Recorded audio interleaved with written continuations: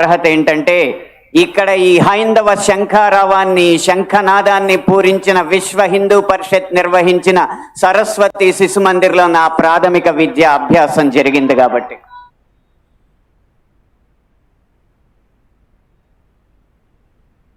సినిమాల్లో హైందవ ధర్మం మీద దాడి ఎలా జరుగుతుంది, హైందవ ధర్మ హననం ఎలా జరుగుతుంది అనేది ఒక 3 కోణాల్లో 3-4 ఉదాహరణలో క్లుప్తంగా విభజించి వివరించే ప్రయత్నం చేస్తాను. ఇక్కడ దాడి 3 కోణాల్లో జరుగుతుంది. అందులో ఒకటి కావ్యేతిహాస పురాణాలని వక్రీకరించడం, 2 తెర మీద కనిపించే పాత్రల్లో వినిపించే పాటల్లో హైందవ ధర్మాన్ని దుర్వినియోగం చేయడం, 3 తెర వెనక మా ముందు అన్యమతస్థుల ప్రవర్తన. ఈ 3 అంశాల్లో మొదటిది కావ్య పురాణేతిహాసాల వక్రీకరణ. వాల్మీకి రామాయణం, వ్యాస భారతం భారత సాహితీ వాన్మయ శరీరానికి 2 కళ్ళ లాంటివి. కానీ అదే వ్యాస భారతాన్ని, అదే వాల్మీకి రామాయణాన్ని వినోదం కోసం వక్రీకరించిన సందర్భాలు కోకొల్లలు. గత కొన్ని సంవత్సరాల ముందు వచ్చిన చిత్రాల నుంచి నిన్న మొన్న విడుదలైన కల్కి చిత్రం వరకు కూడా కర్ణుడికి పాత్రకి అనవసరంగా ఆపాదించిన గొప్పతనాన్ని చూసి ఒక సినిమా రంగానికి చెందిన వ్యక్తిగా నేను సిగ్గుపడుతున్నాను, నిర్మోహమాటంగా చెప్తున్నాను. అది కూడా ఈ కృష్ణా జిల్లా గడ్డ మీదే నిలబడి చెప్తున్నాను. అప్పటి చిత్ర దర్శకులు, ఇప్పటి చిత్ర నిర్మాతలు ఇదే జిల్లా వారికి చెందిన వారైనా సరే పొరపాటు అని మనం చెప్పకపోతే ఈ హైందవ ధర్మంలో పుట్టినట్టు కాదు, ఈ హైందవ ధర్మాన్ని ఆచరించినట్టు కాదు, హిందువుగా ప్రకటించుకోవడం వ్యర్థం అని చెప్పి ఘంటాపథంగా తెలియజేస్తున్నాను. ఇప్పుడే ఈ సభలో, ఈ గొప్ప సభలో సత్యవాణి గారిని అభినవ ద్రౌపదిగా వక్తలు అభివర్ణించారు. ఆవిడే ఒప్పుకుంటారా? నిండు సభలో ద్రౌపదిని వలువలు వలచండి అని సలహా ఇచ్చిన కర్ణుణ్ణి సూర్యుడు అంటే సత్యవాణి గారు లాంటి మహిళా మండలి ఒప్పుకుంటారా? గంధర్వుల్ని చూసి, గంధర్వ సైన్యాన్ని చూసి ప్రాణమిత్రుణ్ణి కూడా వదిలేసి ప్రాణభయంతో పరుగులెత్తిన కర్ణుణ్ణి ధీరుడు, సూర్యుడు, వీరుడు అంటే ఈ హైందవ సమాజం ఒప్పుకుంటుందా? ఇలా ఎన్ని విధాలు చూసినా దానంగా వచ్చిన రాజ్యంలో తనకొచ్చిన కొద్దిపాటి సంపదని ఏదో దానాలు చేసినంత మాత్రాన ధర్మరాజు అంత గొప్ప దాత అని చెప్పి కర్ణుడిని అంటే మన సమాజం ఒప్పుకుంటుందా? నిన్న మొన్న వచ్చిన కల్కి సినిమాలో అగ్నిదేవుడు ఇచ్చిన ధనస్సును పట్టిన అర్జునుడి కంటే సూర్యుడు ఇచ్చిన ధనస్సు పట్టిన కర్ణుడు వీరుడు అని చెప్తుంటే యుద్ధంలో నెరిగేది ధనుస్సా ధర్మమా అని ప్రశ్నించకుండా మనం ఊరుకుంటామా?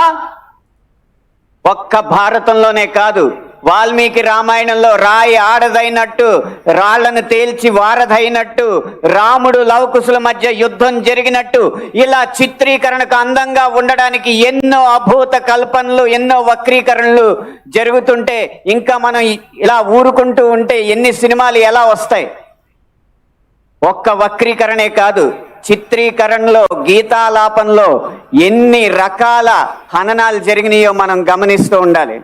మీరు కొంతకాలం క్రితం ఒక హిందీ పాట వినే ఉంటారు, దమ్మరదం మిట్ జాయహం బోలో శుభశ్యామ్ హరే కృష్ణ హరే రామ్. రండి దమ్ము కొడదాం, కలుసుకుందాం, శుభ సాయంత్రం చెప్పుకుందాం, తర్వాత హరే కృష్ణ హరే రామ్ అందాం. భగవత్ తత్వాన్ని, భగవద్భక్తిని జగత్ ప్రస్తుతంగా జగద్విదితం చేసిన ఇస్కాన్ వారి నినాదం హరే కృష్ణ హరే రామ్ ని ఒక ఐటమ్ సాంగ్ లో పెట్టుకుంటే ఒప్పుకుంటామా? మీ ముందు ఇప్పుడు 2 దారులు ఉన్నాయి. కాళీ అన్న సినిమా డాక్యుమెంటరీ పోస్టర్లో కాళికామాత సిగరెట్ కాలుస్తుంటూ ఒక పోస్టర్ వేస్తే మన ముందు 2 దారులు ఉన్నాయి. ఒకటి నిమ్మకు నీరెత్తినట్టు కూర్చోవడం, 2 నిగ్గదీసి నిలదీయడం. మీ దారి 1, 2?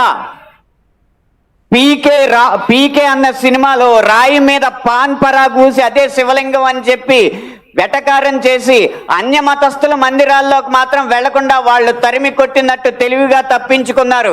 అప్పుడు మన ముందు 2 దారులు ఉన్నాయి, నిమ్మకు నీరెట్టినట్టు నుంచోవడం, నిగ్గదీసి నిలదీయడం. మీ దారి 1, 2? కాస్మిక్ సెక్స్ అన్న సినిమాలో ఇంత అద్భుతమైన పీఠాధిపతుల ఆహార్యాన్ని అనుకరించి గురువులు పీఠాధిపతులు వచ్చిన శిష్యురాలతో శృంగార కార్యకలాపాలు చేస్తున్నట్టు చూపెడుతున్నారు. మీ ముందు రెండే దారులు ఉన్నాయి. ఒకటి నిమ్మకు నీరెత్తినట్టు కూర్చోవడం, రెండు నిగ్గదీసి నిలదీయడం. మీ ఆప్షన్ ఒకటా రెండా? ఎంఎఫ్ హుసేన్ లాంటి చిత్ర దర్శకుడు చిత్రకారుడు సరస్వతి దుర్గా మాతల బొమ్మల్ని అశ్లీలంగా వేసినప్పుడు వారి కోవలోనే అక్రమ్ హుసేన్ అనే చిత్రకారుడు కృష్ణుణ్ణి బార్లో ఉంచి గోపికల్ని బికినీల్లో చిత్రించినప్పుడు మన ముందున్న దారులు రెండే రెండు. ఒకటి నిమ్మకు నీరెత్తినట్టు కూర్చోవడం, రెండు నిగ్గదీసి నిలదీయడం. మీ దారి ఒకటా రెండా? ఛత్రపతి శివాజీ తర్వాత అంత గొప్ప మరాఠా యోధుడు బాజీరావుని బాజీరావు మస్తానీగా ప్రేమ పిచ్చోడుగా చిత్రీకరించినప్పుడు మన ముందు రెండే రెండు దారులు ఉన్నాయి. ఒకటి నిమ్మకు నీరెత్తినట్టు కూర్చోవడం, రెండు నిగ్గదీసి నిలదీయడం. మీ దారి ఒకటా రెండా? ఇలా ఇన్ని విధాలుగా హననం జరుగుతుంటే ఇంకా మనం నిశ్శబ్దంగా కూర్చుంటే అది మన హైందవ సమాజానికే కళంకం అని నేను మనస్ఫూర్తిగా తెలియజేస్తున్నాను.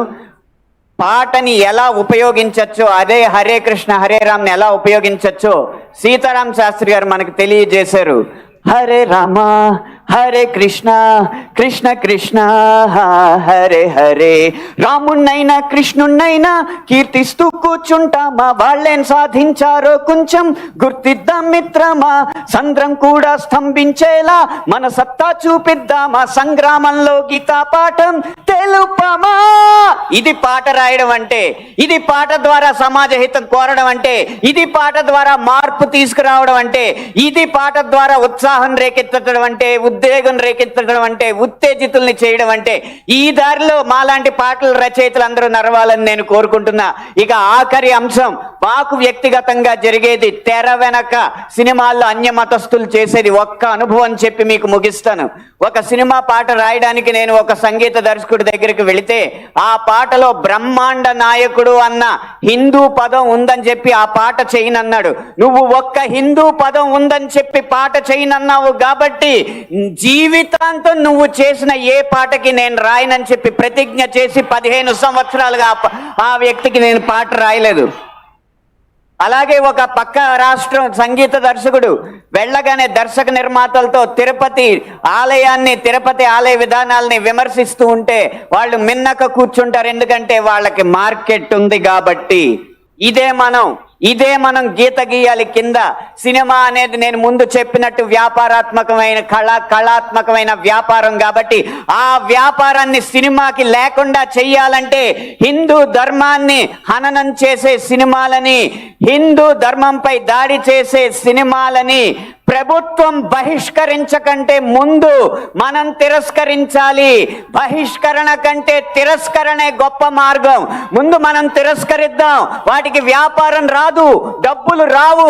డబ్బులు రాకపోతే ఏ నిర్మాత వచ్చి హిందూ ధర్మాన్ని హననం చేసే సినిమా తీస్తాడో మనం చూద్దాం. భం భం భం భం భళా భళా మోగిందిర శంఖారావం, ఇది హైందవ శంఖారావం. హిందూ బంధువులందరొక్కటై ముందుకే గమని భావం, ముందు చూపాలి ప్రభావం. 3 నిమిషాల ఈ పాట రాసే అవకాశాన్ని, 5 నిమిషాల ఈ ప్రసంగం చేసే అవకాశాన్ని నాకు ఇచ్చిన ఈ నిర్వాహకులకి వేవేల పాదాభివందనాలు తెలియజేసుకుంటూ జై హింద్.